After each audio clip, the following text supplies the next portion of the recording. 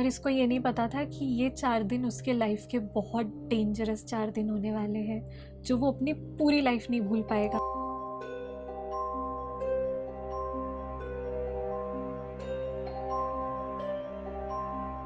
पहला दिन वो अपने ऑफिस से वापस आया, उसने खाना खाया, एक्सरसाइज करने की बहुत कोशिश किया पर बॉडी पेन की वजह से वो नहीं कर पाया।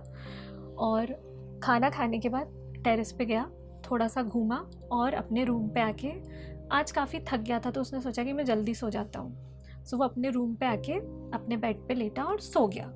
तो उसका रूम ऐसा था कि उसका बेड था, बेड के सामने एक विंडो थी और राइट साइड पे डोर था जो बालकनी पे ओपन होता था, और वही डोर वही बालकनी, नीचे जाने का मतलब रास्ता था कि बालकनी से होते हुए आप नीचे जा सकते हो या फिर ऊपर के टेरेस पे जा सकते हो। तो वो सोया हुआ था। उसकी रात को कुछ 2-2:30 बजे के आसपास नींद खुली ठंड के कारण। तो उसकी नींद खुली तो उसने देखा जो विंडो थी वो पूरी खुली हुई थी। तो उसको काफ़ी अजीब लगा, उसने सोचा शायद मैंने थका हुआ था, मैंने ध्यान नहीं दिया होगा। उसने विंडो को फिर से बंद कर दिया, फिर सो गया। थोड़ी देर के बाद बहुत ठंड के कारण उसकी फिर से नींद खुली।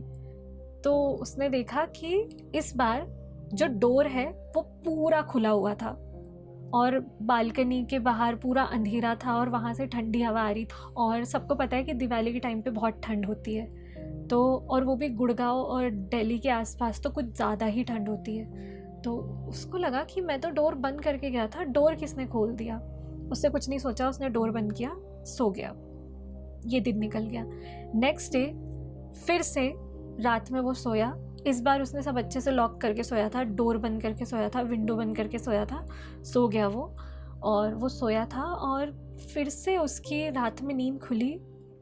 डोर और विंडो दोनों ओपन थे और इस बार ना उसको कुछ अजीब सी फीलिंग हो रही थी। बार बार उसके कान के आसपास ऐसी आवाज़ें सुनाई दे रही थी, मतलब जैसे हम कई बार हमारे मन में कुछ आवाज़ें चलती रहती है, तो उसको अपने अंदर से ऐसी आवाज़ें सुनाई दे रही थी कि बेड से उठ और बालकनी से कूद जा। ये बातें बार बार उसके माइंड पे रिपीट हो रही थी और वो अपने सेंसेस में ही नहीं था, उसको समझ में ही नहीं आ रहा था कि उसके साथ हो क्या रहा है। वो अपने बेड से हिला भी नहीं, उसने डोर भी बंद नहीं किया, जैसा लेटा था वैसे ही सो गया।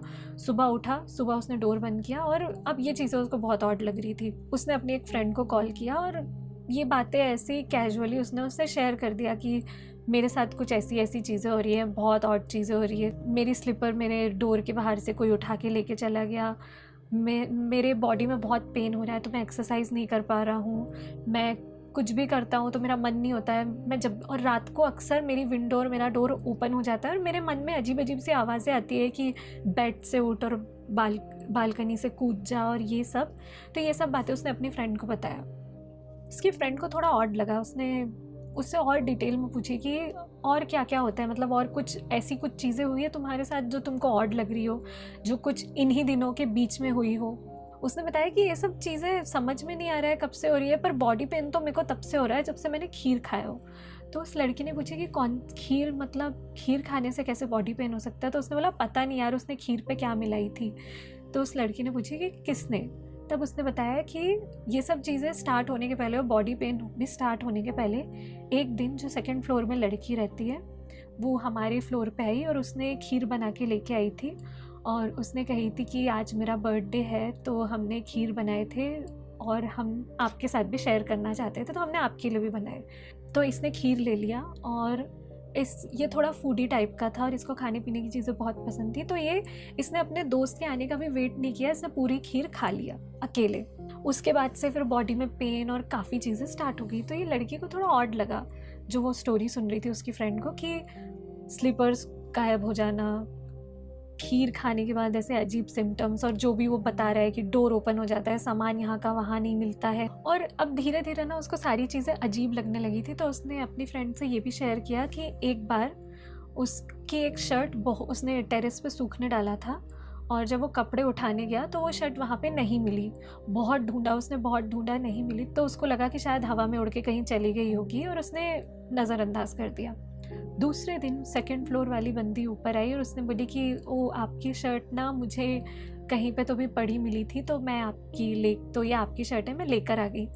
तो उसको बड़ा ऑड लगा कि इसको क्यों मिले, उसने ध्यान नहीं दिया और फिर ये सारी चीज़ें, ये सारी जो टाइमलाइन थी एक के साथ एक जो जुड़ने लगी थी, ये चीज़ उसकी फ्रेंड को बहुत ऑड लगी और उसके दिमाग में सबसे पहले एक ही चीज़ आई, वो थी काला जादू।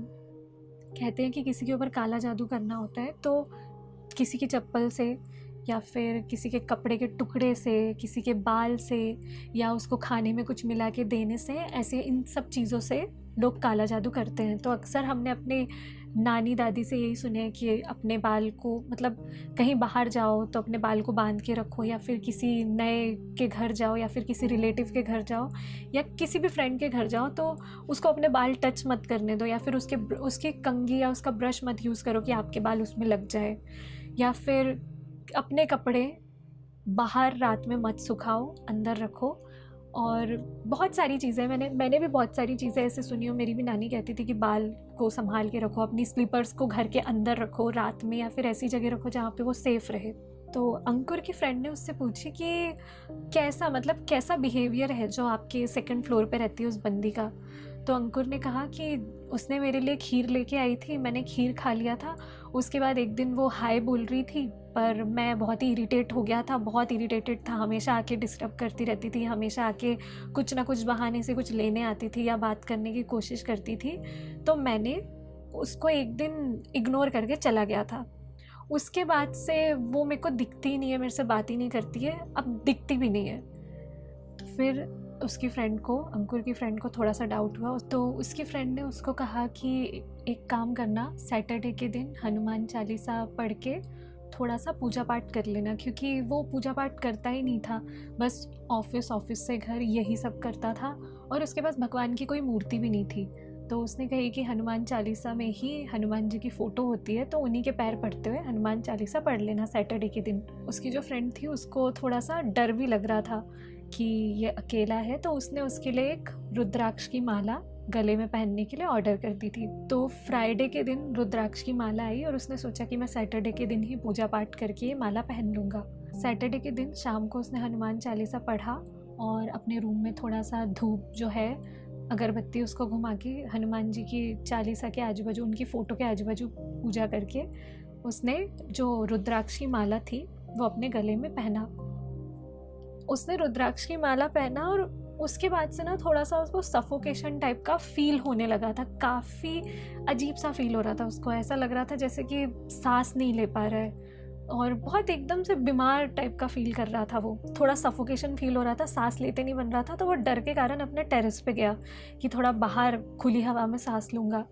टेरेस में पूरा अंधेरा था, टेरेस पे गया और बहुत सफोकेशन जैसा फील हो रहा था उसको।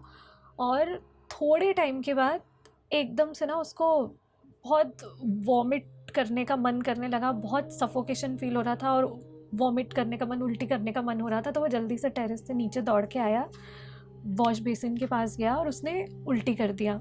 उल्टी करने के बाद थोड़ा सा उसको शांत फील हुआ और उसने बताया कि थोड़ी देर पहले उसको किसी की प्रेजेंस फील हो रही थी, बट उल्टी करने के बाद सब बहुत शांत लग रहा था, बहुत सन्नाटा था और बहुत पॉजिटिविटी फील हो रही थी।